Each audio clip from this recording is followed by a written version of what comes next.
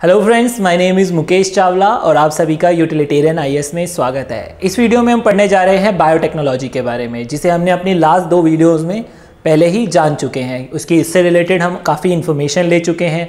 उससे रिलेटेड हम ये जान चुके हैं कि बायोटेक्नोलॉजी होता क्या है। उसके साथ साथ हमने ये देखा कि उसके एडवांटेजेस क्या है, उसके किस किस फील्ड में उसका यूज़ होता है। उसके अलावा हमने ये जाना था कि सेल से लेकर डीएनए तक का स्ट्रक्चर कैसा होता है और किस तरीके से उनकी बनावट होती है और उनमें क्या क्या चीज़ें मिलती हैं हमें। ठीक है, वो हमने इसीलिए जाना था ताकि हम ये जान सकें कि बायोटेक्नोलॉजी में क्या क्या चीज़ें जो होती हैं, यानी टेक्नोलॉजी। हम यहाँ पर पढ़ने जा रहे हैं टेक्नोलॉजी के बारे में कि किस तरीके से बायोटेक्नोलॉजी का जो यूज़ है हमारी डेली लाइफ में, हमारी डेली लाइफ को इंप्रूव करने के लिए किया जा रहा है। ठीक है, तो इसीलिए इस वीडियो में हम पढ़ने जा रहे हैं बायोटेक्नोलॉजी से रिलेटेड टेक्नोलॉजीज। ठीक है, जो कि बेसिकली क्या है कि किस तरीके से डीएनए में क्या क्या चेंजेस करे जा सकते हैं, क्यों करे जाते हैं, कैसे करे जाते हैं और उनका किस तरीके से उनके लिए उसको चेंजेस लाने के लिए क्या क्या हमें इंफॉर्मेशन की रिक्वायरमेंट रहती है। तो ये सारी चीज़ें हम इस वीडियो में पढ़ने वाले हैं। चलिए देखते हैं कि इस वीडियो में हमारा क्या क्या बेसिकली क्या रहेगा, क्या स्कोप ऑफ द वीडियो रहेगा।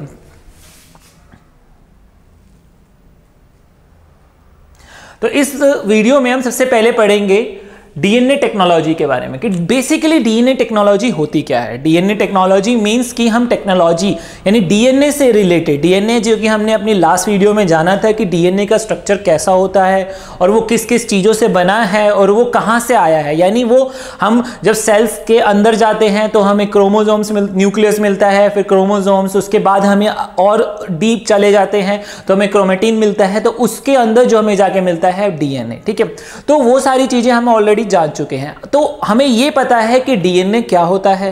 अब हमें यह जानना है कि किस तरीके से हम डीएनए से रिलेटेड टेक्नोलॉजीज पढ़ेंगे, यानी किस तरीके से डीएनए में क्या क्या चेंजेस लाए जाते हैं और डीएनए से रिलेटेड क्या क्या हम कर सकते हैं। आज की जो प्रेजेंट टेक्नोलॉजी है किस तरीके से हमारी प्रॉब्लम्स को सॉल्व करने के लिए किस तरीके से हमारी चीज़ों को आसान कर रही है। ठीक है, तो वो सारी क्या है, बायोटेक्नोलॉजी। क्यों? क्योंकि that is all related to biology, यानी हम बायोलॉजी यानी हमारी बॉडी से रिलेटेड, डीएनए या जीन से रिलेटेड हम क्या कर रहे हैं, जो भी कोई प्रॉब्लम्स हैं उनको सुधारने की कोशिश कर रहे हैं, यानी उन प्रॉब्लम्स को रिजॉल्व करने की कोशिश कर रही है। जैसे कि हमें पता है बहुत सारी ऐसी डिसीज हैं वो किस पे डिपेंड करती हैं, हमारे डीएनए पे या जीन्स पे। ठीक है, तो या फिर मैं बात करूं आरएनए की। ठीक है, तो ये सारी चीजें क्या है, ये सारी चीजें डीएनए पे डिपेंड करती है। तो इसीलिए हम डीएनए से रिलेटेड टेक्नोलॉजी पढ़ेंगे। बेसिकली हम इनकी डेप्थ में नहीं जाएंगे क्योंकि बहुत सारी टेक्नोलॉजीज ऑलरेडी डेवलप हो चुकी हैं और बहुत सारी टेक्नोलॉजीज हैं वो क्या हो रही है, डेवलप कर रही हैं। लेकिन हमें इन सब चीज़ों की डेप्थ में नहीं जाना है क्योंकि यूपीएससी इन चीज़ों पे नहीं फोकस करता,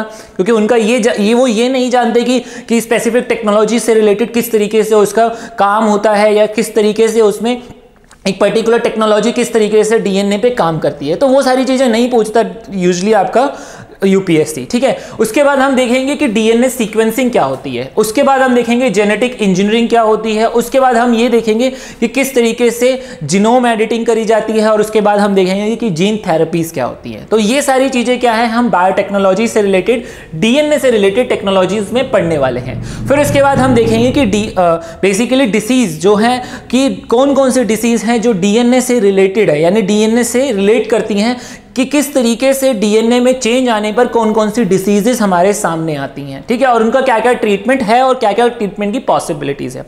चलिए जानते हैं सबसे पहले डीएनए टेक्नोलॉजी के बारे में। तो सबसे पहले डीएनए टेक्नोलॉजी में आता है सीक्वेंसिंग। ठीक है, अब सीक्वेंसिंग क्या होती है ये भी हम जानेंगे।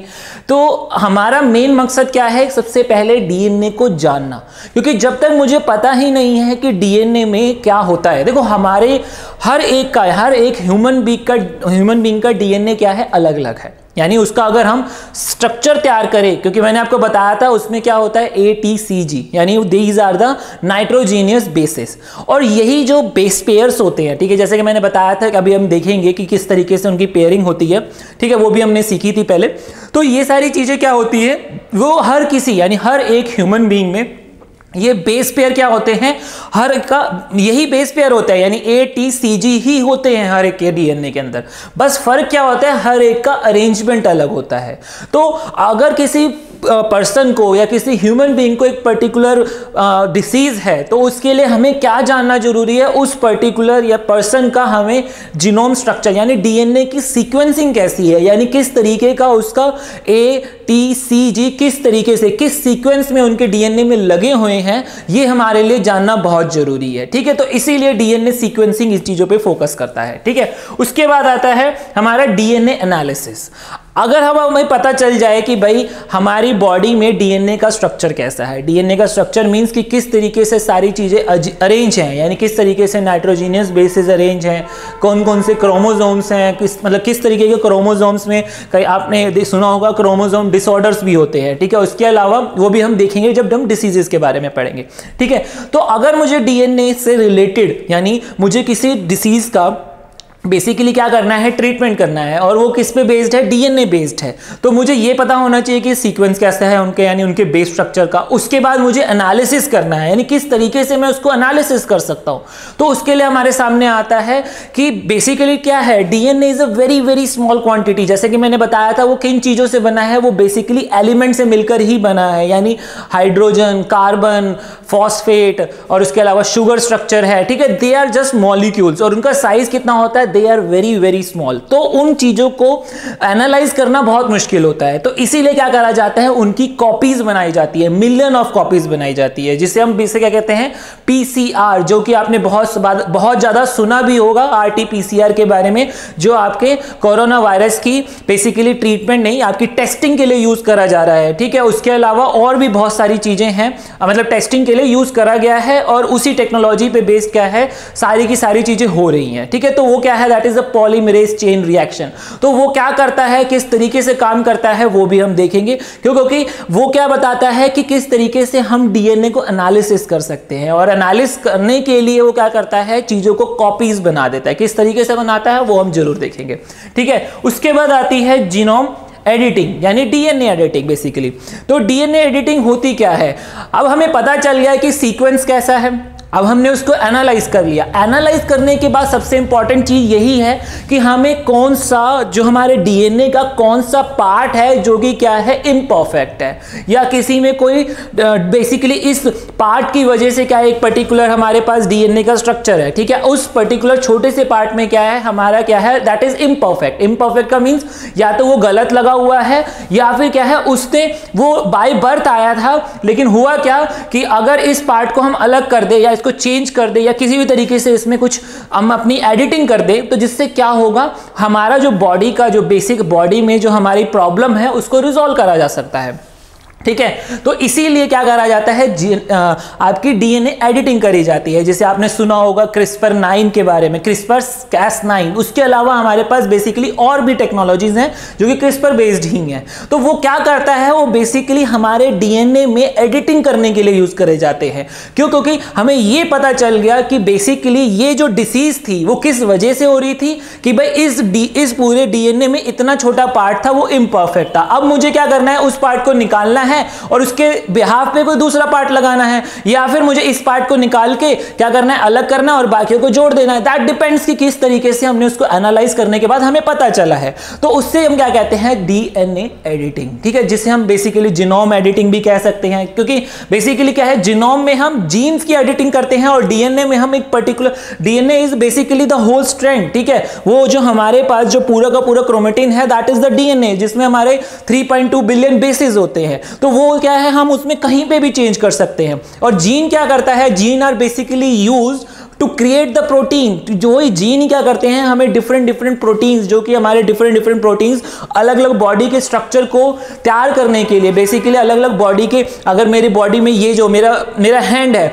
ठीक है, इसमें बहुत सारे टिश्यूज है, सेल्स है, तो इसको काम करने के लिए, इसके अंदर एनर्जी लाने के लिए हमें प्रोटीन की जरूरत पड़ेगी। हर एक सेल को प्रोटीन की जरूरत पड़ती है। तो कहां पर कौन सा प्रोटीन पहुंचाना है, वो हमारी इंफॉर्मेशन कहां होती है, वो हमारी सारी की सारी इंफॉर्मेशन हमारे डीएनए के अंदर होती है। वो बताता है कि भाई इस हैंड पे ये वाला प्रोटीन क्या होना चाहिए, जाना चाहिए, यानी इस बॉडी के इस पार्ट में ये प्रोटीन जाना चाहिए। यानी सपोज मैं एज्यूम कर लेता हूं प्रोटीन एक्स, ठीक है, तो एक्स क्या है, मेरे हैंड पे जाना चाहिए, और जो वाई है वो मेरे किस पे जाना चाहिए, हमारे आर्म्स में जाना चाहिए, जस्ट फॉर एग्जाम्पल। तो वो सारी इंफॉर्मेशन हमारी किस में होती है, डीएनए के छोटे छोटे जीन्स में, और वही बताते हैं कि उन्हीं का ही यूज करके हम क्या करते हैं, हम आरएनए क्रिएट करते हैं, और आरएनए को कहां भेजते हैं, हम राइबोसोम्स में, और वो राइबोसोम्स क्या करते हैं, प्रोटीन क्रिएट करते हैं, और उससे सेल्स को एनर्जी मिलती है। ठीक है, तो बेसिकली ये सारी चीजें किस पे डिपेंड करती है, हमारे डीएनए पे, क्योंकि डीएनए क्या कर रहा है, that contain all the information.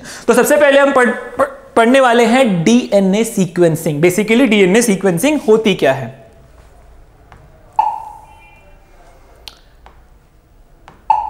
जैसे कि मैंने बताया डीएनए सीक्वेंसिंग है क्या, basically they are basically the, हम किस तरीके से हम ये जानने की कोशिश कर रहे हैं कि हमारे जो डीएनए में बेस पेयर्स है, base pairs means nitrogenous base pair, जैसे कि मैंने आपको बताया था कि ये क्या है, हमारा शुगर फॉस्फेट बैकबोन, ये क्या है, एक तरीके से स्ट्रैंड्स है हमारी, ठीक है, जो कि हमारे क्या है, हेलिकल स्ट्रक्चर में होती है।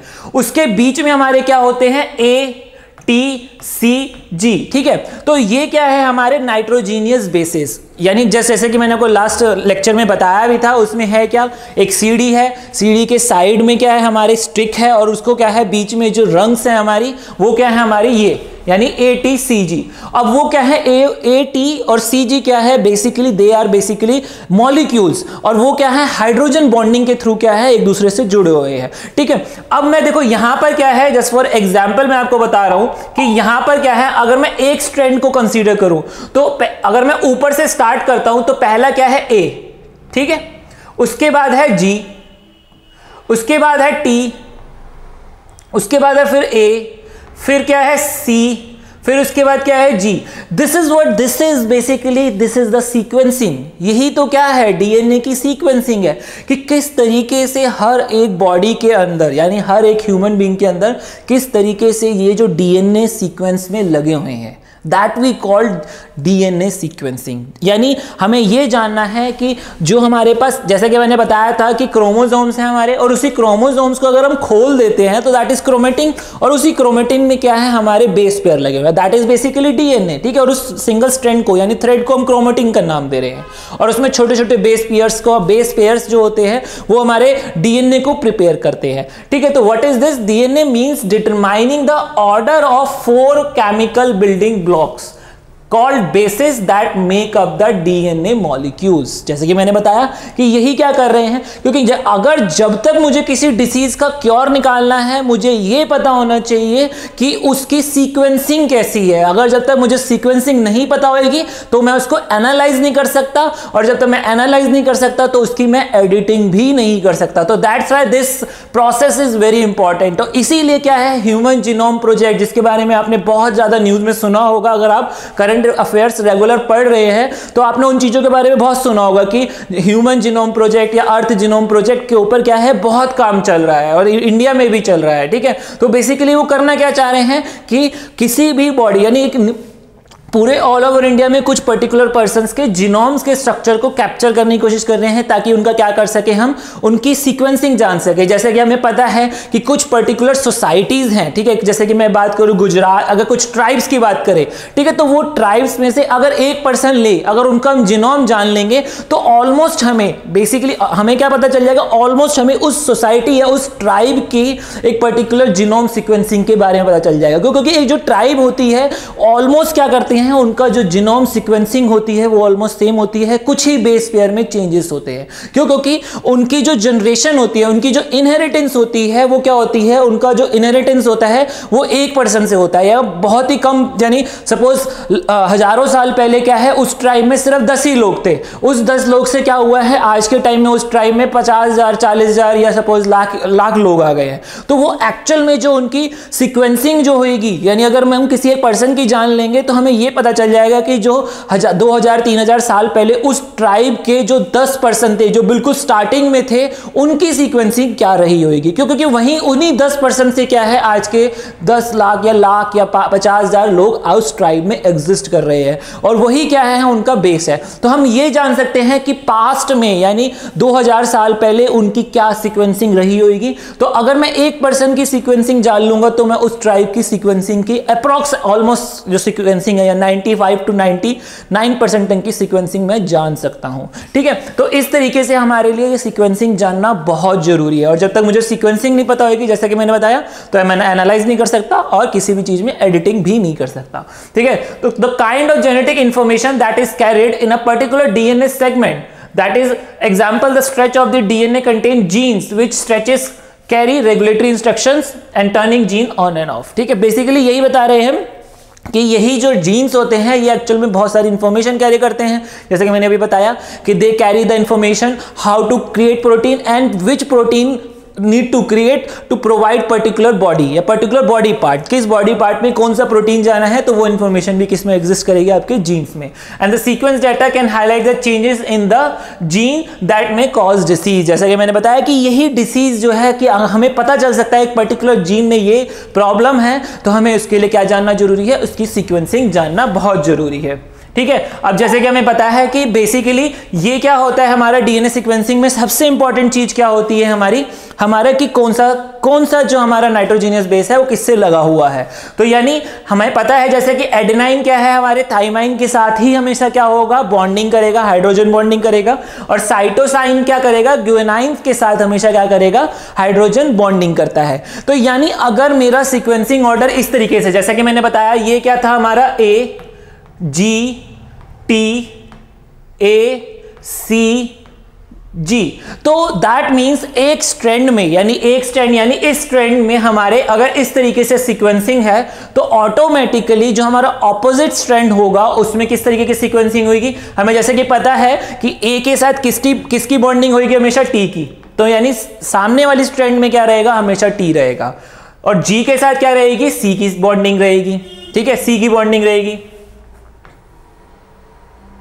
उसके बाद अगेन टी है तो टी के साथ किसकी रहती है, ए की, तो यहां पर क्या होगा, ए जहां टी है तो उसके सामने क्या होगा, ए होगा, फिर ए है तो उसके सामने टी होगा, यहां पर क्या है हमारा सी तो उसके सामने जी होगा, तो जी है सामने तो उसके सामने टी होगा। इस तरीके से क्या होता है हमारी बेस पेयर बनते हैं। बेस पेयर का मतलब ही यही है कि हमारा जो एक स्ट्रैंड में हमें अगर स्ट्रक्चर पता है तो हमें ऑटोमेटिकली सामने वाले का भी स्ट्रक्चर पता है। तो इसीलिए हमारे पास क्या जरूरी है हमें जानना कि अगर मुझे एक स्ट्रैंड का भी डीएनए स्ट्रक्चर पता चल जाता है, यानी किस तरीके से उनका अरेंजमेंट है, तो मैं सामने वाले का भी अरेंजमेंट जान सकता हूं। ठीक है, क्योंकि ये जो हमारी है शुगर फॉस्फेट क्या है, शुगर और फॉस्फेट जो हमारी बैकबोन है, यानी एक हमारी जो लेडर की जो हमारी साइड वाली जो क्या होती है, रॉड होती है। ठीक है, वो तो दोनों के लिए सेम है, यानी दोनों साइड सेम है, बस फर्क क्या आता है, ए टी सी जी का ही फर्क आता है। तो इसीलिए हमें क्या जानना जरूरी है, हमें एक स्ट्रैंड के, तो इसीलिए इसको किस तरीके से जाना जाता है वो भी हम देखेंगे। ठीक है, उसके अलग अलग मेथड्स हैं। Next is basically what this is the basis for the mechanism by which the DNA molecules are copied and when the cells divide। इसके बारे में हम ऑलरेडी जान चुके हैं, इसके बारे में हमें ज़्यादा जानने की जरूरत नहीं है। उसके साथ साथ हम ये भी जानते हैं the human genome contain 3.2 billion, basically 3.2 billion क्या है हमारे बेस पेयर है। तो यही बेस पेयर क्या होते हैं हमारे, बेसिकली हमें बेस पेयर का मतलब क्या है, हमें एक सिंगल स्ट्रैंड का पता है तो ऑटोमेटिकली सामने वाले का भी पता ही है। ठीक है,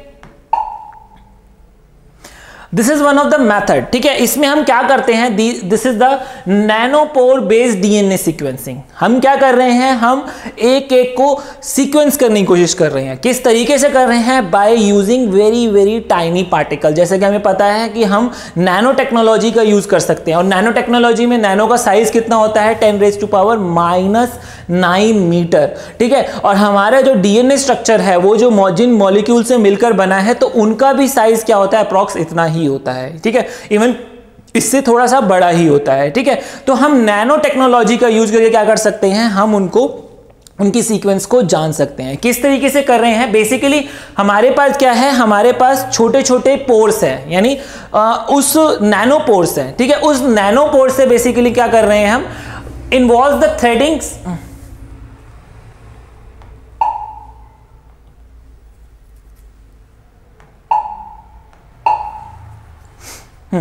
बेसिकली क्या है हमारे पास, हम क्या करते हैं, हम बेसिकली हम क्या करते हैं, सबसे पहले नैनोपोर्स यानी जो हमारी नैनोपोर्स बेस्ड डीएनए सीक्वेंसिंग है उसमें कर क्या रहे हैं, हम सबसे पहले डीएनए बेस पेयर्स को क्या करते हैं, डिवाइड करते हैं। डिवाइड करने का मतलब क्या है कि हमारे पास क्या है, 2 स्ट्रैंड्स हैं, ठीक है। 2 स्ट्रैंड्स में क्या है हमारे पास, यानी हेलिकल स्ट्रक्चर है, हमारा हेलिकल स्ट्रक्चर है लेकिन 2 स्ट्रैंड्स हैं, ठीक है, इस तरीके से। और उनके बीच में क्या है, बेस पेयर्स लगे हुए हैं। और वो जो बेस पेयर हैं आपस में किस वजह से अटैच्ड हैं, हमारे बेसिकली हाइड्रोजन बॉन्डिंग से। हम क्या करते हैं, उस हाइड्रोजन बॉन्डिंग को तोड़ देते हैं। कैसे तोड़ते हैं, या तो हम 2 तरीके हैं उनकी, यानी उनकी हाइड्रोजन बॉन्डिंग को तोड़ने के, या तो हम क्या कर दें, उनका पीएच वैल्यू चेंज कर दें। पीएच वैल्यू यानी हम उसकी किसी केमिकल में डाल दें, जिससे क्या होगा, वो हाइड्रोजन बॉन्डिंग टूट जाएगी, ऑटोमेटिकली क्या होगा, वो जो 2 स्ट्रैंड्स हैं वो अलग हो जाएंगे, ठीक है। एक पर्टिकुलर लेवल पे होता है, एक पर्टिकुलर पीएच लेवल पे। पीएच का मतलब ही क्या है, या तो उसका हम बेसिक या एसिडिक नेचर जो है उसका वो चेंज कर दें, ठीक है। दूसरा होता है हीटिंग, क्योंकि एक पर्टिकुलर टेम्परेचर होता है जिसपे हमारा जो हाइड्रोजन बॉन्डिंग है वो क्या होती है, ऑटोमेटिकली टूट जाती है, ठीक है। तो यहां पर भी हम क्या कर रहे हैं, बेसिकली पहले हम उसको टेम्परेचर के थ्रू या किसी भी प्रोसेस के थ्रू हम क्या कर रहे हैं, उनकी हाइड्रोजन बॉन्डिंग को तोड़ते हैं। फिर उसके बाद हमारे पास एक सिंगल स्ट्रैंड रह जाती है, ठीक है। और जो कि हमारा आरएनए जो होता है वो भी क्या होता है, हमारा सिंगल स्ट्रैंड होता है। और उसमें अलग अलग टाइप्स होते हैं, जैसे कि हमने पढ़ा था, जैसे प्रोटीन से रिलेटेड, यानी जब हम डीएनए के थ्रू प्रोटीन बनाते हैं तो वहां पर हमारा मैसेंजर आरएनए का यूज होता है, ठीक है। तो यहां पर भी हम ऐसा ही कुछ कर रहे हैं। यहां पर हम क्या कर रहे हैं, बेसिकली हमारी जो सिंगल स्ट्रैंड आरएनए है उसको क्या करा जाता है, एक छोटे छोटे पोर्स से पास करा जाता है, ठीक है, छोटे छोटे टाइनी पोर्स से, यानी जो सिंगल स्ट्रैंड आरएनए है, ठीक है। और क्या करते हैं हम कि जैसे जैसे वो क्या करता है, एक एक पोर्स यानी एक एक जो बेस है वो क्या करता है, पोर्स से जैसे जैसे पास होता है वो पोर्स क्या करते रहते हैं, उसको रीड करते हैं। नैनो पोर्स क्या करते हैं, रीड करते हैं कि कौन सा स्ट्रक्चर पास हो रहा है, ए पास हो रहा है या टी पास हो रहा है या सी पास हो रहा है या जी पास हो रहा है। तो वो कैसे करते हैं, उसको बेसिकली क्या करा जाता है, इलेक्ट्रिक करंट के थ्रू, ठीक है। यानी उसमें क्या होता है, कुछ इलेक्ट्रिक करंट्स और कुछ चार्जेस का स्ट्रक्चर होता है। यानी अगर जब हम हाइड्रोजन बॉन्डिंग को तोड़ देते हैं उनके बीच की, तो क्या हो जाते हैं, वो चार्ज पार्टिकल बन जाते हैं। और उस चार्ज पार्टिकल को अगर हम क्या करें, उनमें कुछ पर्टिकुलर चार्ज आ जाता है। चार्ज का मतलब होता है कि उसमें इलेक्ट्रॉन्स या बेसिकली की कमी हो गई है या वो बढ़ गए हैं, ठीक है। तो फिर उसको क्या करा जाता है, जब वो टाइनी पोर से पास होते हैं तो वहां पर कुछ इलेक्ट्रिक करंट पास करा जाता है, इलेक्ट्रिक फील्ड पास करी जाती है। और उस फील्ड के थ्रू ये जान पाते हैं कि जब कोई पर्टिकुलर, सपोज जैसे कि हमारा, जस्ट फॉर एग्जांपल, अगर ये हमारा क्या है, हमारा डीएनए का एक स्ट्रैंड है और उसमें क्या है, ए टी सी जी इस तरीके से क्या है लगे हुए हैं, तो किसी के ऊपर चार्ज 2 है, 3 है, 4 है, 5 है, that is a fix value, ठीक है। तो जब हमारे पास वो स्ट्रक्चर यानी वो टाइनी पोर से पास होते हैं तो ऑटोमेटिकली एक डिफरेंट चार्जेस की वजह से हमें पता चल पाता है कि कौन सा डीएनए बेस पेयर उस पोर से पास हुआ है। तो जिससे हमें क्या है कि हम पूरे के पूरे डीएनए बेस को जान सकते हैं। क्यों? क्योंकि हर बार क्या होगा, हर बार बस हमें क्या जानना जरूरी है कि कौन सा चार्ज पार्टिकल पास हुआ है, यानी उस पर्टिकुलर चार्ज पार्टिकल के ऊपर कितना चार्ज था। सपोज जैसे कि मैंने बताया कि ए के ऊपर कितना है, 2 है, जस्ट फॉर एग्जांपल, और आपका टी के ऊपर 3 है और सी के ऊपर 4 है और जी के ऊपर कितना है, 5, just for example. Ma'am example देखिए बात कर रहे हैं, ठीक है। तो क्या होता है, ऑटोमेटिकली जैसे ही ए पास करेगा तो ऑटोमेटिकली क्या होगा, उसका चार्ज कितना है, 2, तो ऑटोमेटिकली क्या होगा, उस तरीके की एक इलेक्ट्रिक फील्ड जो है, इलेक्ट्रिक फील्ड जो अप्लाई करी है वो उस तरीके से रिस्पॉन्स करती है, ठीक है। और वो आपको क्या करती है, वो इक्विपमेंट्स में नजर आता है, ठीक है। और उसके बाद क्या होता है, उसके बाद जैसे ही हमारा टी पास करेगा तो ऑटोमेटिकली उसके ऊपर चार्ज कितना है, 3, तो ऑटोमेटिकली क्या करेगा, वो इलेक्ट्रिक फील्ड जो होगी, इलेक्ट्रिक फील्ड से जब इतना चार्ज पास होगा तो उस तरीके से वो इलेक्ट्रिक फील्ड रिस्पॉन्स करेगी। और वो चीज हमें क्या कर नजर आती है, वो हमें मशीन में नजर आती है। तो ऑटोमेटिकली हमें ये पता चल जाएगा कि 3 चार्ज पास हुआ है तो दैट मींस इट्स टी, ठीक है। 4 चार्ज पास हुआ है दैट मींस इट्स सी। और उस तरीके से हम क्या करते हैं, धीरे धीरे धीरे धीरे धीरे ये पूरा का पूरा स्ट्रक्चर हम क्या कर सकते हैं, उसके बारे में हम जान सकते हैं, ठीक है। तो इस तरीके से क्या, this is one of the technology. और मैंने जैसे कि बताया कि हमें इस टेक्नोलॉजी के इन डेप्थ में नहीं जाना है। क्यों नहीं जाना है? क्योंकि यूपीएससी का फोकस इन चीजों पे कभी नहीं रहा है, कि वो कभी नहीं पूछता कि पर्टिकुलर टेक्नोलॉजी किस तरीके से काम करती है। वो तब मैटर करता है कि जब कोई ये सारी जो टेक्नोलॉजी मैंने अभी आपको साथ जो डिस्कस करी है, ये काफी पुरानी हो चुकी है। इसके अलावा और भी बहुत सारी टेक्नोलॉजीज जो है डेवलप हो रही है। ठीक है, तो इसीलिए हमारे लिए ये सारी टेक्नोलॉजीज के बारे में जानना जरूरी नहीं है। इसके अलावा अगर मैं देखूं तो हमारे पास बहुत सारी टेक्नोलॉजीज हैं, लाइक मैक्सम गिलबर्ट सीक्वेंसिंग, जिसको इन्वेंट हुए शायद 30 से 40 साल से ऊपर हो चुके हैं। और इसके अलावा shotgun sequencing, nanopore DNA sequencing, जिसके बारे में भी हमने डिस्कस करा, 454 pyro sequencing, Illumina Solexa sequencing, DNA nanoball sequencing, that is based on the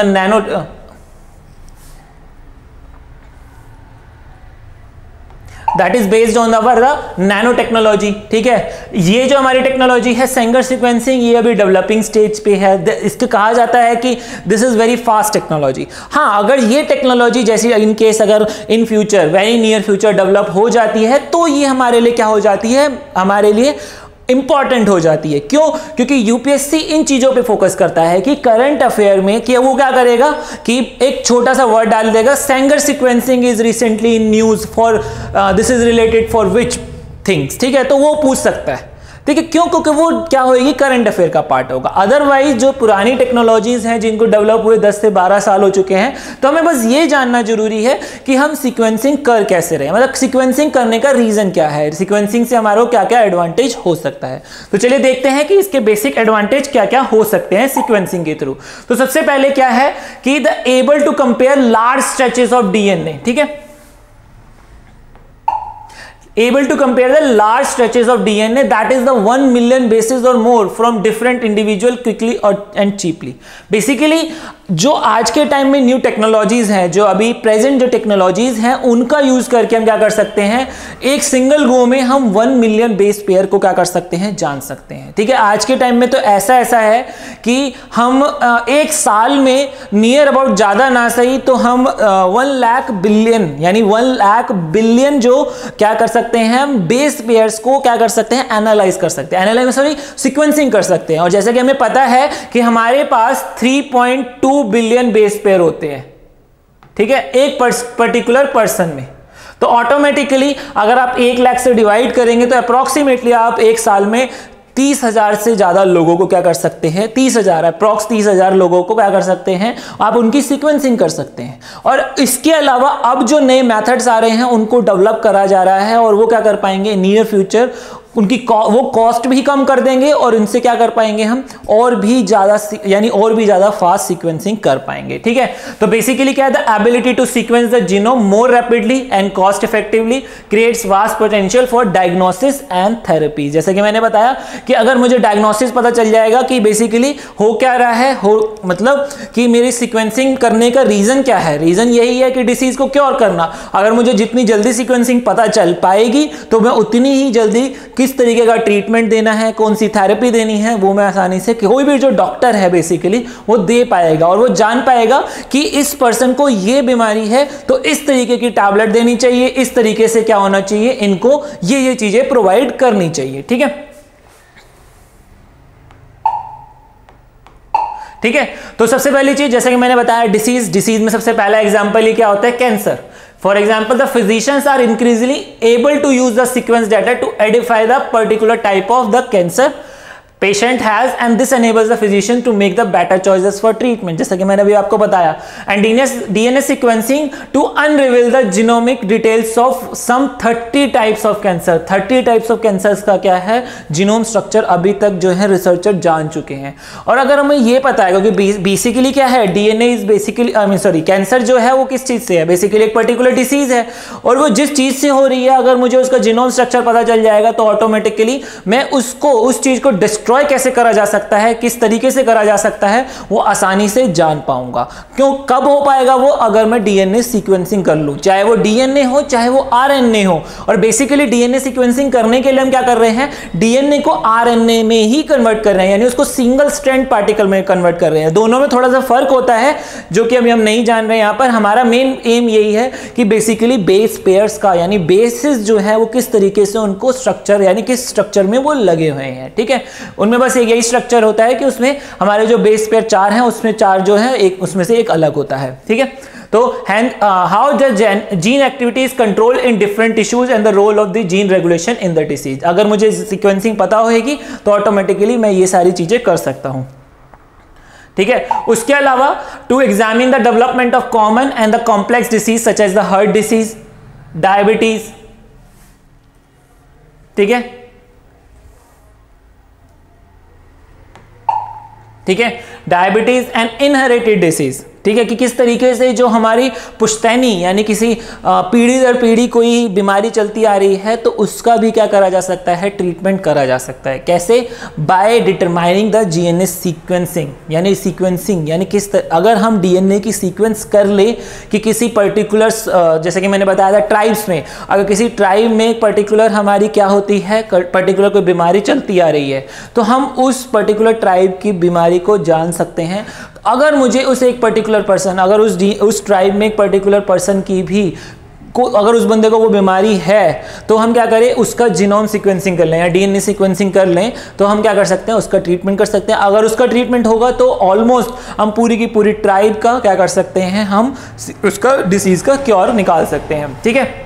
उसके अलावा बेसिकली क्या है कि हम डिफरेंट क्या कर सकते हैं, हमारी जो डीएनए सीक्वेंसिंग के थ्रू जो डिफरेंट ट्राइब्स हैं उनको कंपेयर करा जा सकता है और ये जान सकते हैं कि क्या एक्चुअल में यही जो ट्राइब्स हैं या जो दो सोसाइटी में लोग रह रहे हैं वो एक्चुअल में हमारे जो पूर्वज हैं वो एक्चुअल में सिंगल ही हैं, यानी वो एक पर्टिकुलर जगह से ही हम क्या कर रहे हैं, हमारे फर्दर जो हमारी सोसाइटीज़ जो है वो डिवाइड होती चली गई हैं। अदरवाइज क्या है, हमारा जो इनहेरिटेंस है यानी हमारी जो पीढ़ी दर पीढ़ी अगर हम ऊपर चले जाएं तो ऑटोमेटिकली क्या है, वो हमारा सब सेम ही है, ठीक है। और यही ऐसा माना जाता है क्यों, क्योंकि हमारा ऑलमोस्ट 95 to 99% जो बेस पेयर है वो सेम है, ठीक है। हार्डली सिंगल परसेंट क्या है हमारा डिफरेंट है। उसका रीजन ही यही है कि हमारे जो बॉडी स्ट्रक्चर में ऑलमोस्ट सब चीज सेम है, वो बेसिकली जो 1% है वो हमारा क्या करता है, हमारी आईज को, हमारे फेस को, हमारे डिफरेंट जो बॉडी स्ट्रक्चर है थोड़ा सा उनको क्या कर देता है, चेंज कर देता है। अदरवाइज अंदर की जो हमारी बॉडी की बनावट है वो ऑलमोस्ट सबकी सेम है। तो इसीलिए हमारे लिए ये डीएनए सीक्वेंसिंग करना बहुत जरूरी है, ठीक है। तो ये सारा क्या था हमारा डीएनए सीक्वेंसिंग।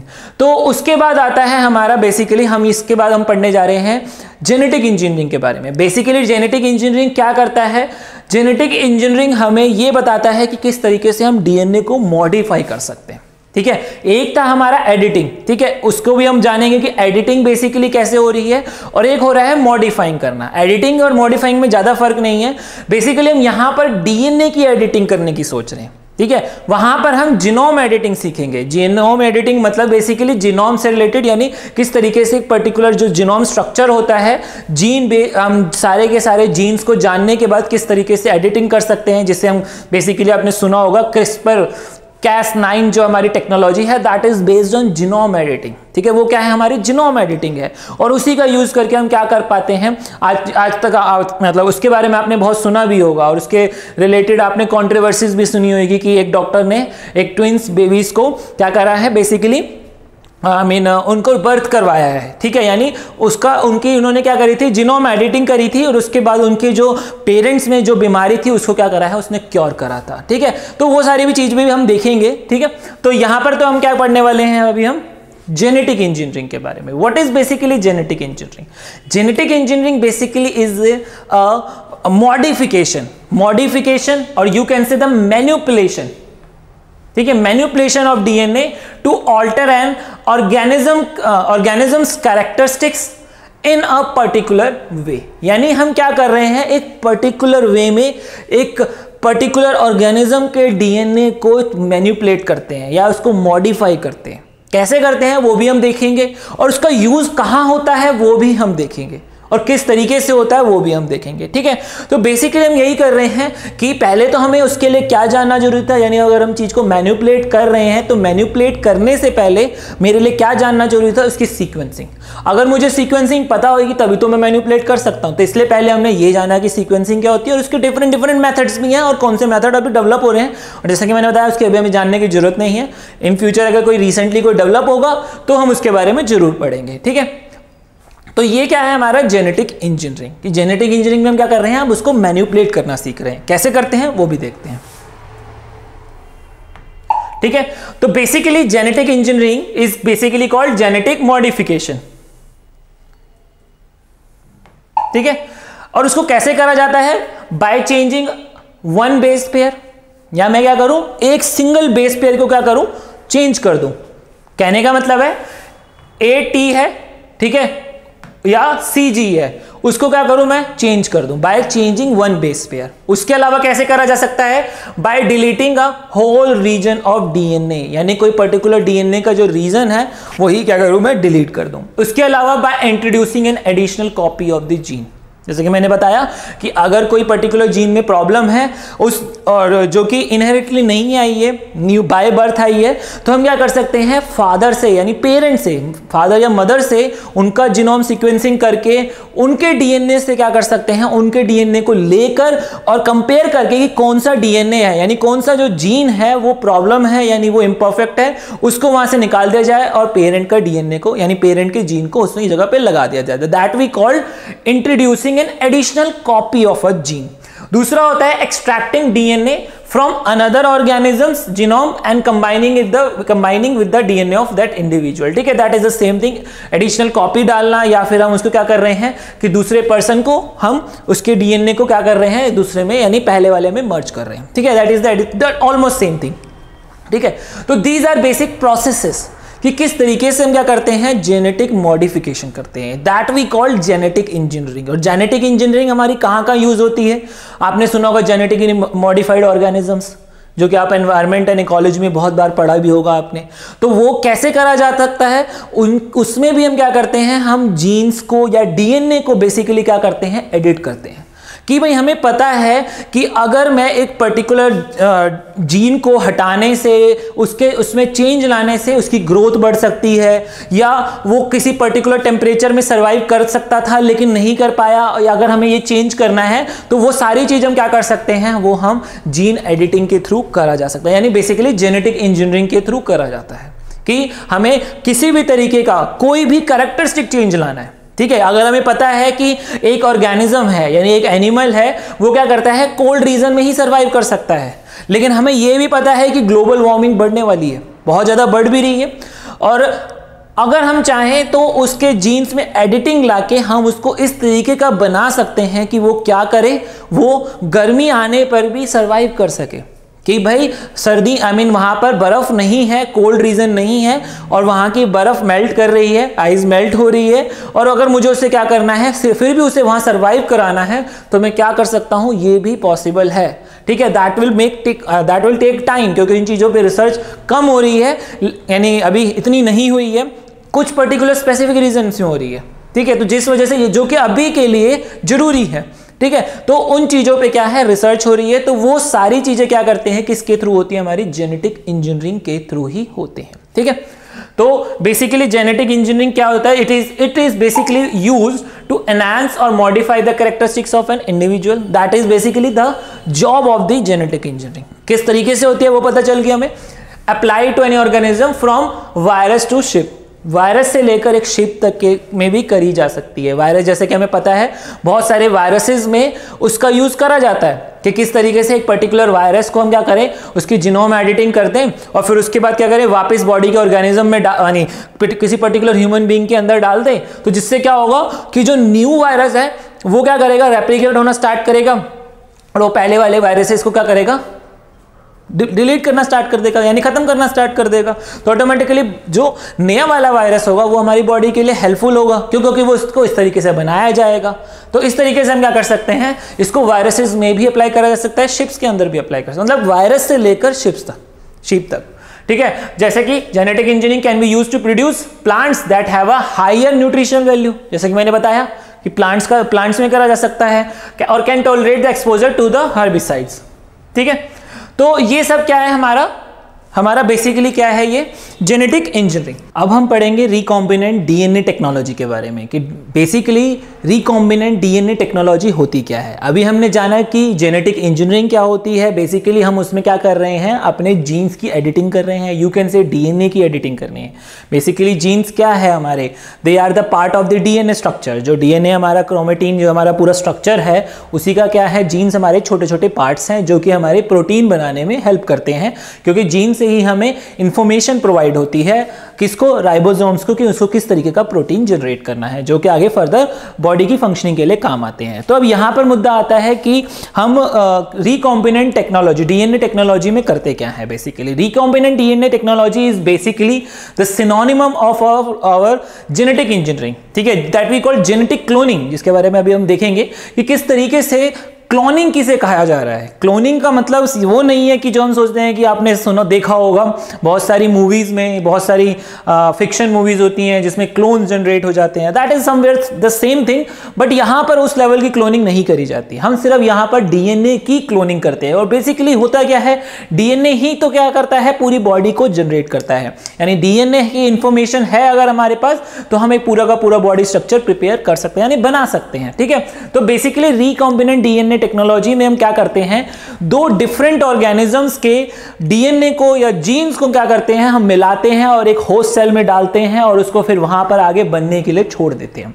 यानी हम यहां पर दो डिफरेंट बॉडीज के डीएनए को बना रहे हैं। ठीक है, एक तो ये होता है कि भाई जैसे कि हमने पढ़ा, मैंने अभी आपको बताया था, एग्जांपल दिया कि अगर चाइल्ड में कोई प्रॉब्लम है बाय बर्थ लेकिन पेरेंट में नहीं है, तो पेरेंट का जीन लेके हम क्या कर सकते हैं, उस परफेक्ट जीन को हम इम्परफेक्ट जीन के साथ क्या कर सकते हैं, हम रिप्लेस करके हम चाइल्ड के डीएनए स्ट्रक्चर को हम क्या कर सकते हैं, रिकवर कर सकते हैं। यानी उस जो प्रॉब्लम उसको इम्परफेक्ट जीन की वजह से थी उसको रिमूव करा जा सकता है। यहां पर हम क्या कर रहे हैं, दो डिफरेंट जीन को मिला रहे हैं। ठीक है, और उसके बाद उसको क्या करा जा रहा है, मिला के एक जगह पे रख दिया जा रहा है ताकि वो आगे फर्दर बढ़ता चले जाए। ठीक है, तो this is we called recombinant DNA technology.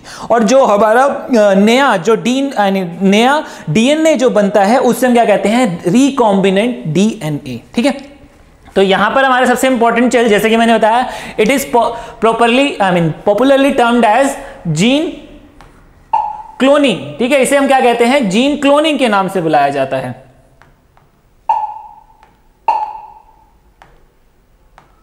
ठीक है, and also it is called as genetic engineering. And basically ये क्या है, it provides so many opportunities. Why is it so, क्योंकि मैंने आपको एक छोटा सा एग्जांपल दिया था, जेनेटिकली इंजीनियर्ड बहुत सारी चीजें हैं, चाहे हम मेडिसिन की बात करें, चाहे हम एनवायरनमेंट की बात करें, हम चीजों को यानी एनवायरनमेंट में हम क्या कर सकते हैं, बहुत सारी इंप्रूवमेंट लाई जा सकती है बाय रिकॉम्बिनेंट डीएनए टेक्नोलॉजी। ठीक है, इसके अलावा जैसे कि मैंने बताया था आपको, जेनेटिकली मॉडिफाइड ऑर्गेनिजम्स हैं, हमारे प्लांट्स हैं, एनिमल्स हैं, तो ये सारी चीजें किस वजह से हो पाई हैं, just because of our recombinant DNA technology. और you can say genetic engineering, यानी genetic engineering is basically termed as genetic cloning, और we can say DNA recombinant DNA technology. ठीक है, अब यहां पर बात आती है बेसिकली, जैसे कि हम जानते हैं कि जेनेटिक यानी जो जीन टेक्नोलॉजी है, अभी हमने जो पढ़ा था DNA technology, that is the जो बेसिकली जीन क्या है, that are the part of our DNA.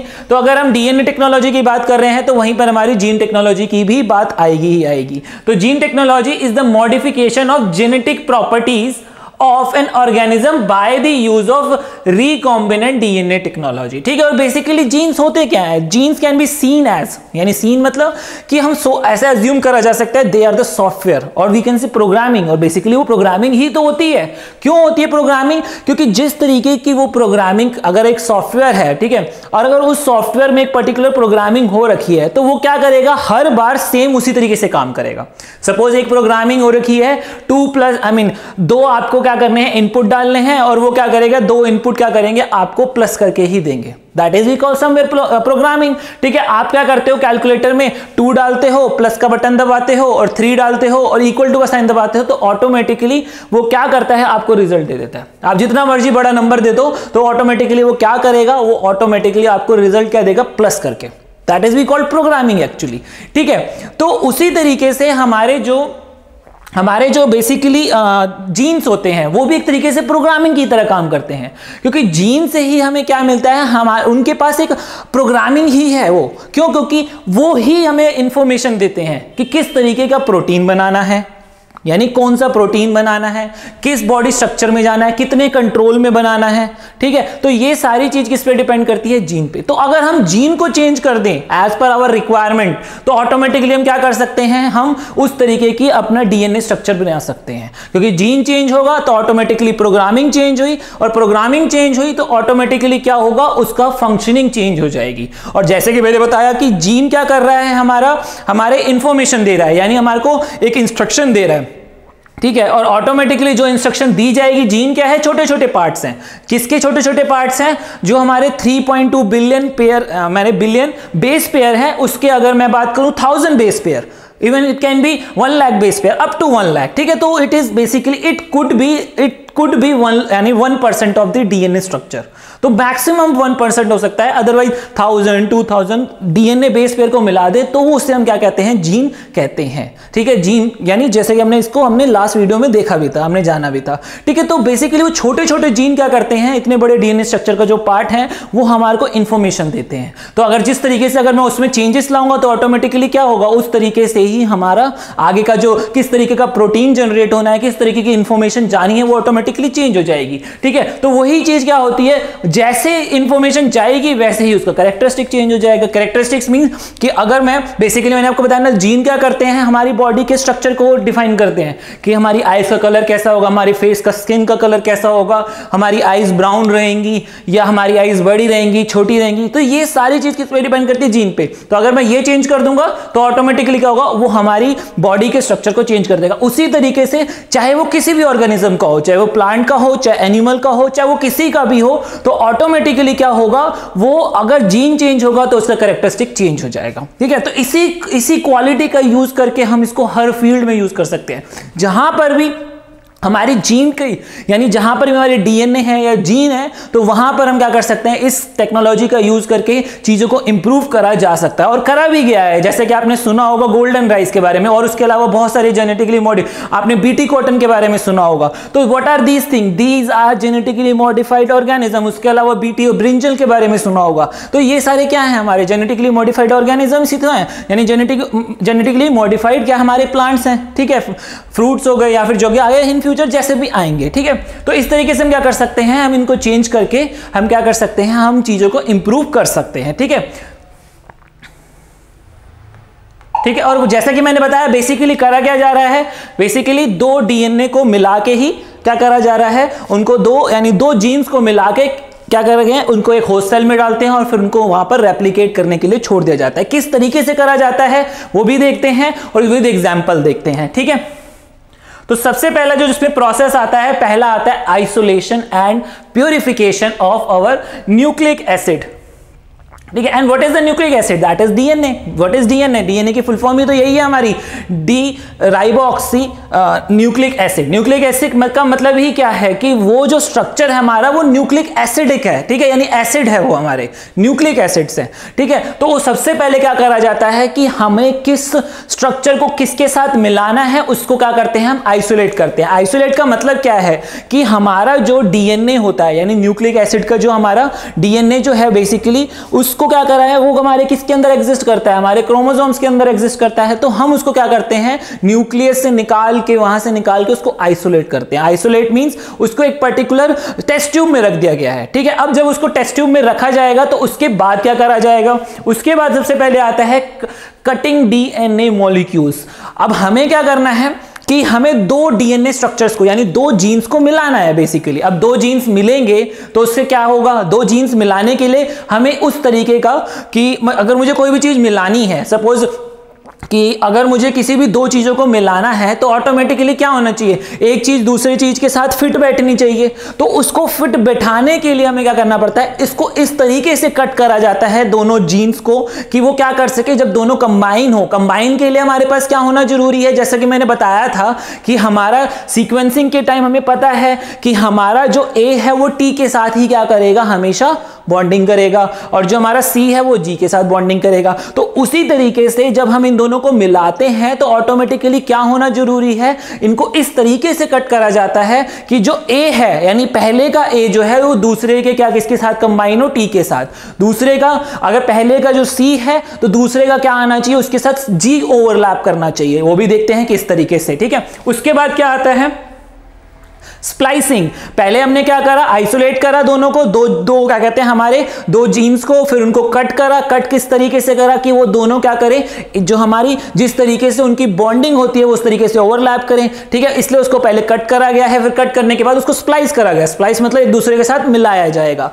और मिलाने के लिए हमारे को कट करने के टाइम हमारे को उन चीजों का ध्यान रखना पड़ता है कि किस तरीके से कट करना है ताकि वो स्प्लाइस कर सके हम। ठीक है, उसके बाद क्या होता है वेक्टर और द कैरियर सिस्टम। फिर उसको क्या करा जाता है, एक सिस्टम में डाल दिया जाता है, जस्ट लाइक बैक्टीरिया सपोज, क्योंकि बैक्टीरिया क्या करते हैं, जैसे अगर वो खुद रेप्लिकेट होंगे तो ऑटोमेटिकली उसके अंदर जो हमारा डीएनए स्ट्रक्चर रखा हुआ है उसको भी वो क्या करेंगे, रेप्लिकेट करना स्टार्ट कर देंगे। ठीक है, और उसका कैसे हम डेली लाइफ में यूज करते हैं वो भी अभी हम देखेंगे। ठीक है, तो उसके बाद क्या करा जाता है, उसको क्या करा जाता है introduction of vector DNA recombinant. फिर उसको उसके अंदर डाल दिया जाता है क्योंकि उसको क्या कर सके, वो अंदर फर्दर उसका क्या हो सके, रेप्लिकेशन हो सके। ठीक है, तो इस तरीके से क्या होता है हमारा रिकॉम्बिनेंट डीएनए टेक्नोलॉजी वर्क करती है। चलिए इसके एक एग्जांपल देखते हैं। जैसे कि हम देख रहे हैं कि ये क्या है हमारा डोनर डीएनए। ठीक है, तो डोनर डीएनए में क्या है, हमने इसको इस तरीके से क्या करा है, कट करा है। जैसे कि आप देख सकते हैं कि ये क्या है हमारा पूरा का पूरा बेस स्ट्रक्चर है, यानी दोनों ए और टी और सी और जी क्या है, दोनों कंबाइन है। लेकिन थोड़ी सी आगे जो हमारी थ्रेड है ये, उसमें क्या है हमारे ए टी टी है। ठीक है, उसी तरीके से यहां पर क्या है टी टी ए है। This is our what DNA, donor DNA. उसके बाद नेक्स्ट जो है हमारा वेक्टर डीएनए। अब वेक्टर डीएनए इस तरीके से होना चाहिए कि जो हमारा यहां पर जो हमारा ए टी टी है वो क्या करेगा, टी टी ए के साथ क्या करेगा, कंबाइन होगा, जस्ट लाइक दिस। यहां पर आप देख सकते हैं टी टी ए, तो वो क्या करेगा, इस तरीके से क्या होना चाहिए, कंबाइन होना चाहिए। और तो उसको इस तरीके से ही कट करा जाता है। अगर हमारा मिसमैचिंग कट हुई तो ऑटोमेटिकली क्या होगा, ए जो है वो सी या जी के साथ कभी कंबाइन नहीं हो सकता। उसको क्या करना पड़ेगा, इस तरीके से कट करना पड़ेगा कि जो ए है पहले का ए दूसरे वाले के टी के साथ ओवरलैप करे, पहले का टी दूसरे के ए के साथ ओवरलैप करे, पहले का सी दूसरे के साथ जी के साथ ओवरलैप करे, और पहले का जी दूसरे के सी के साथ ओवरलैप करे। तो इस तरीके से हमें क्या करना पड़ता है, इसको इस चीज को ध्यान में रखते हुए इसको कट करना पड़ता है। ठीक है, फिर उसको क्या करा गया, हमने दोनों को मिला दिया। दोनों जब मिल जाएंगे उसको क्या करेंगे, हम इंट्रोड्यूस कर देंगे इन बैक्टीरियल सेल। और बैक्टीरियल सेल की हमारी सबसे बड़ी खास बात यही होती है, वो जब खुद डेवलप होते हैं यानी जब वो डिवाइड होते हैं तो ऑटोमेटिकली क्या होंगे, उनके अंदर रखा हुआ डीएनए जीन सब कुछ क्या होगा, रेप्लिकेशन होगा, डिवाइड होगा। ठीक है, तो यहां पर वही चीज होती है, और उसी को हम क्या कहते हैं, क्लोन्स कहते हैं। ठीक है, तो यहां पर क्लोनिंग का मतलब ये नहीं है कि, और एक्चुअल में वो क्लोनिंग ही तो है। क्लोनिंग हम क्या कर रहे हैं, बेसिकली क्लोनिंग एक तरफ कहा जाता है कि जस्ट सेम ह्यूमन बीइंग बना देना, लेकिन हम यहां पर हम क्या कर रहे हैं, हम डीएनए को इस तरीके से मॉडिफाई कर रहे हैं कि मॉडिफाई करने के बाद हमें जिस तरीके का डिजायर डीएनए चाहिए हम उसको ही आगे फर्दर चाहें। ठीक है, तो जैसे कि आपने सुना होगा कि भाई आपको मलेरिया से बचने के लिए क्या करा जा रहा है, जेनेटिकली इंजीनियर्ड मॉस्किटोज बनाए जा रहे हैं, ताकि उसके अंदर क्या करा गया है, जीएन्स को क्या करा गया है, हमारा रिकॉम्बिनेंट टेक्नोलॉजी का यूज करके, बेसिकली जेनेटिक इंजीनियरिंग का यूज करके उनके जीन्स में चेंजेस ले आए हैं। तो अब वो क्या होगा, आगे जो फर्दर हमारे जितने भी मॉस्किटोज होंगे, ठीक है, वो क्या करेंगे, मलेरिया ना फैला के वो क्या करेंगे, उसको रोकने की कोशिश करेंगे। ठीक है, तो इस तरीके से क्या करा गया है, डीएनए टेक्नोलॉजी को, आई मीन जेनेटिक इंजीनियरिंग को यूज करा जा रहा है डिफरेंट फील्ड्स में। ठीक है, एक तरफ तो मेडिसिन बनाने के लिए करा जा रहा है, दूसरी तरफ इसलिए कोशिश करी जा रही है कि जिस मॉस्किटोज के थ्रू या किसी और फ्लाइज के थ्रू किसी हमारे डिसीज, जो हमारी कम्युनिकेबल डिसीज होती हैं, उनको रोकने से यानी फैलने से रोका जा सके। ठीक है, अभी तक हमने देखा कि किस तरीके से रिकॉम्बिनेंट डीएनए टेक्नोलॉजी काम करती है। चलिए इसका एक एग्जांपल देखते हैं। जैसा कि हमें पता है कि हमारी बॉडी में जो इंसुलिन होता है वो कौन जनरेट करता है, वो कौन सीक्रेट करता है, पैनक्रियास। लेकिन जो डायबिटिक पेशेंट होते हैं, यानी जैसा कि हमें पता है जो डायबिटिक पेशेंट होते हैं वो बेसिकली यानी टाइप 1 डायबिटिक पेशेंट, ठीक है, उनके जो पैनक्रियास से जो इंसुलिन सिक्रीट होता है वो क्या होता है, नहीं हो पाता, या किसी रीज़न से सिक्रीट होना बंद हो जाता है एट पर्टिकुलर लेवल, कि अगर हमें 10 ग्राम चाहिए तो वो हार्डली 2 से 3 ग्राम ही क्या करता है, सिक्रेट कर पाता है। तो उसके लिए क्या करना पड़ता है, उसके लिए बाहर से, यानी जो भी डायबिटिक टाइप 1 पेशेंट्स होते हैं उनके बेसिकली उनको क्या करते हैं, बाहर से इंसुलिन प्रोवाइड कराया जाता है, यानी बाहर से इंजेक्शंस के थ्रू, टैबलेट्स के थ्रू, बेसिकली इंजेक्शंस होते हैं यूजली, तो उसको क्या करा जाता है, बाहर से जनरेट करा जाता है, जिससे हम क्या कहते हैं, ह्यूमुलिन कहते हैं। ठीक है, दैट वी कॉल ह्यूमुलिन। ठीक है, और बेसिकली ये किस तरीके से करा जाता है, बेसिकली ये बैक्टीरियाज का यूज करके या यीस्ट का यूज करके इसको क्या करा जाता है, फर्मेंट करा जाता है और उसके बाद उसको जनरेट करा जाता है। चलिए देखते हैं कैसे। सबसे पहले तो उसमें क्या करते हैं, सबसे पहले जैसे कि लिखा है a small piece of circular DNA called plasmid, ठीक है, called plasmid is extracted from the bacteria और द यीस्ट सेल। ठीक है, जो कि हमारा क्या था, जिसे हम क्या कहते हैं, वेक्टर डीएनए। ठीक है, अब हमें क्या चाहिए, हमें एक टारगेटेड डीएनए चाहिए। टारगेटेड डीएनए मतलब जो हमारा डोनर डीएनए होता है। डोनर डीएनए कौन सा होता है, दैट इज आवर, जो कि हमारी बॉडी से इंसुलिन जनरेट करने के लिए हमारा जो डीएनए, यानी जो हमारा जीन जो काम करते हैं, बेसिकली हम, जैसे कि मैंने बताया था ना कि अगर कोई भी प्रोटीन या किसी भी तरीके का केमिकल जनरेट करना है तो वो हमारा जीन ही क्या करता है, सारे तरीके के केमिकल्स को जनरेट करने के लिए एक पर्टिकुलर इंस्ट्रक्शन पहुंचाता है। ठीक है, अब पैनक्रियाज में अगर हमारा इंसुलिन जनरेट हो रहा है तो वो काम भी कौन करेगा, डीएनए के जो छोटे छोटे जीन्स हैं उनके पास वो इंस्ट्रक्शन है, वो क्या करेंगे, आगे फर्दर वो इंफॉर्मेशन, यानी आरएनए, मैसेंजर आरएनए के थ्रू क्या करते हैं, इंफॉर्मेशन पहुंचाते हैं, और फिर वो क्या करते हैं, वो एक तरीके से कोडिंग है, और वो कोडिंग क्या करती है, रेगुलर बेसिस पे उसको जनरेट करना स्टार्ट कर देती है। लेकिन यहां पर क्या है, यहां पर जब किसी की बॉडी में टाइप 1 जो डायबिटिक पेशेंट्स होते हैं उनकी बॉडी में ये पैनक्रियाज जो है, पैनक्रियाज जो ये वाला जो इंसुलिन है, यानी ये सीक्रेट करना कम कर देता है, यानी क्योंकि उनकी जो बॉडी है उतनी इफेक्टिव नहीं रह पाती। ठीक है, इसी वजह से तो उनको बाहर से प्रोवाइड करना पड़ता है। तो उसके लिए हमें बाहर से इंसुलिन बनाने की जरूरत पड़ती है। इंसुलिन ऐसे तो नहीं बनाया जा सकता इतना इजीली, तो उसको क्या करा जाता है, उसको बेसिकली एक हम क्या करते हैं, रिकॉम्बिनेंट डीएनए टेक्नोलॉजी का यूज करके हम क्या करते हैं, जो जीन, जिस जीन के थ्रू हमारा क्या बनता है, इंसुलिन बन सकता है, उस जीन को हम क्या करते हैं, जो हमारा प्लास्मिड है, प्लास्मिड मतलब जो हमारा बैक्टीरिया का जो हमारा क्या है, हमारा जीन है, उसके साथ हम क्या करते हैं, मर्ज कर देते हैं। ठीक है, अब जब हम उसे मर्ज कर देंगे तो वो क्या हो जाएगा, एक हमारा कंबाइंड डीएनए बन जाएगा, जिसे हम रिकॉम्बिनेंट डीएनए कहते हैं। अब वो डीएनए क्या करेगा, उसको हम क्या करते हैं, वापस किसी एक बैक्टीरिया में डाल देते हैं। ठीक है, और उसके बाद क्या करा जाता है, वो बैक्टीरिया क्या करता है, आगे फर्दर रेप्लिकेशन करता है, रेप्लिकेशन होगा, फर्मेंटेशन होगा, और धीरे धीरे क्या होगा, उसको फिर प्योरीफाई करते हैं। तो जिससे क्या होता है, रेप्लिकेशन की वजह से जो हमारा एक सिंगल जो डीएनए है, सिंगल यानी जो हमारा सिंगल जो जीन था जिससे हम इंसुलिन जनरेट करते हैं हमारी बॉडी में, जो होता है नॉर्मल पेशेंट में, ठीक है, और वो पैनक्रियाटिक जो डायबिटिक 1 पेशेंट होते हैं, टाइप 1 डायबिटिक पेशेंट, उसमें भी होता है लेकिन कुछ लेवल कम हो जाता है। ठीक है, तो उन पेशेंट से क्या करा जाता है, उस जीन को निकाल के इन बैक्टीरिया के साथ मर्ज करा जाता है, और जैसे ही बैक्टीरिया मर्ज करना रेप्लिकेट करना स्टार्ट करते हैं तो वो जीन क्या होता है, रेगुलर बेसिस पे बढ़ता चले जाता है, और फिर उनको फर्मेंट करा जाता है, तो वो क्या करते हैं, उस तरीके का इंसुलिन जनरेट करना स्टार्ट कर देते हैं। फिर उसके बाद उसको प्योरीफाई करा जाता है, और फिर वो पेशेंट को देने के लिए रेडी हो जाते हैं। ठीक है, तो इसमें यही होता है, a small section is then cut out of this circular plasmid by the restriction enzyme called molecular scissor, जिसे मॉलिक्यूलर सीजर कहते हैं। जस्ट लाइक हमारा क्रिस्पर में हमारा जो Cas9 है, that is we called molecular scissor. ठीक है, तो the genes from human insulin is inserted into the gap in the plasmid. जैसे कि बताया ना, प्लास्मिड क्या है, जैसे कि मैंने बताया था, that is our vector DNA, और वो डोनर डीएनए था। डोनर डीएनए कौन सा है, जो ह्यूमन का है। ह्यूमन कौन सा है, जिससे हम इंसुलिन बनाना चाहते हैं, जो कि हमारी बॉडी में इंसुलिन बनाता है, उसको हम क्या कर रहे हैं, वेक्टर डीएनए यानी बैक्टीरिया के प्लास्मिड डीएनए के साथ क्या कर रहे हैं, उसको मर्ज करते हैं, और देन उसको क्या करा जा सकता है, then the plasmid is not genetically modified, and the genetically modified plasmid is introduced in a new bacteria और द यीस्ट सेल। उसको क्या करा जाता है, एक न्यू बैक्टीरिया और यीस्ट सेल के अंदर द्वारा इंट्रोड्यूस कर दिया जाता है। ठीक है, उसके बाद क्या होता है, उसके बाद this cells then divide and rapidly starts making insulin. वो क्या करते हैं, डिवाइड होते चले जाते हैं, हमारा इंसुलिन बढ़ता चले जाता है और वो जीन वो क्या करते हैं, इंसुलिन बनाना स्टार्ट कर देते हैं। And to create a large amount of the cell genetically modified bacteria और the yeast cells are grown in large fermentation vessels and that contains all the nutrients they need and the more the cell divides the more insulin is produced। ठीक है, जितना ज्यादा cell divide होगा उतना ही ज्यादा क्या होगा, हमारा इंसुलिन प्रोड्यूस होता चले जाएगा। when the fermentation is complete and the mixture is filtered to release the insulin and this insulin is then purified and packaged in the bottle and insulin pen for distribution patient with diabetes। ठीक है, यही जो process होता है इसमें। Recombinant DNA में हम क्या कर रहे हैं, जो चीज हम रिकॉम्बिनेंट डीएनए में टेक्नोलॉजी में हम यूज करते हैं वही चीज हम यहां पर इंसुलिन जनरेट करने में करते हैं। ठीक है, लाइक दिस।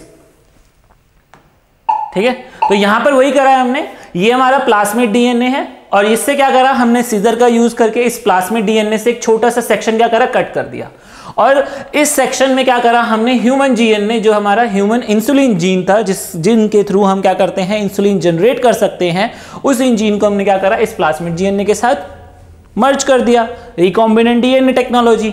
उसके बाद अगेन उसको जेनेटिकली मॉडिफाइड बैक्टीरियम बना दिया। क्यों? क्योंकि हमने उसको क्या करा, वापस एक बैक्टीरिया में, न्यू बैक्टीरिया में डाल दिया। ठीक है, तो उस न्यू बैक्टीरिया क्या करेगा, जब वो डिवाइड होता जाएगा, this is we called cloning. ठीक है, क्यों? क्योंकि उसके बाद क्या हो रहा है, बेसिकली वो क्लोन ही तो बन रहे हैं, सेम चीज के रेप्लिकेशन होता जा रहा है, क्लोन क्लोन क्लोन। ठीक है, तो उसके बाद क्या होगा, उसको इंसुलिन प्रोटीन बन जाता है, इस प्रोटीन को फर्मेंट करके, प्योरीफाई करके और उसको बॉटल में पैक करके यूज करने के लिए बना दिया जाता है। तो इस तरीके से हमारा क्या होता है, रिकॉम्बिनेंट डीएनए टेक्नोलॉजी वर्क करती है। ठीक है, तो ये था हमारी इस वीडियो में कि जिसमें हमने ये जाना कि बेसिकली डीएनए टेक्नोलॉजी क्या होती है, डीएनए सीक्वेंसिंग क्यों करी जाती है और होती क्या है। उसके बाद हमने ये जाना कि जेनेटिक इंजीनियरिंग बेसिकली होती क्या है। जेनेटिक इंजीनियरिंग मींस कि किस तरीके से हम मॉडिफाई करते हैं और उसको किस तरीके से हम अपनी डेली लाइफ में यूज कर सकते हैं। ठीक है, इस वीडियो में इतना ही। नेक्स्ट वीडियो में हम जानेंगे कि पॉलीमरेज चेन रिएक्शन क्या होती है और उसको किस तरीके से यूज करा जाता है और किस तरीके से बेसिकली उसी के ही डिफरेंट टाइप्स को ही हम क्या कर रहे हैं, कोविड की टेस्टिंग के लिए यूज कर रहे हैं। ठीक है, उसके साथ साथ अगली वीडियो में हम ये जानेंगे कि जीनोम एडिटिंग और जीन थेरेपी क्या होती है। इस वीडियो में इतना ही, तब तक के लिए थैंक यू, धन्यवाद।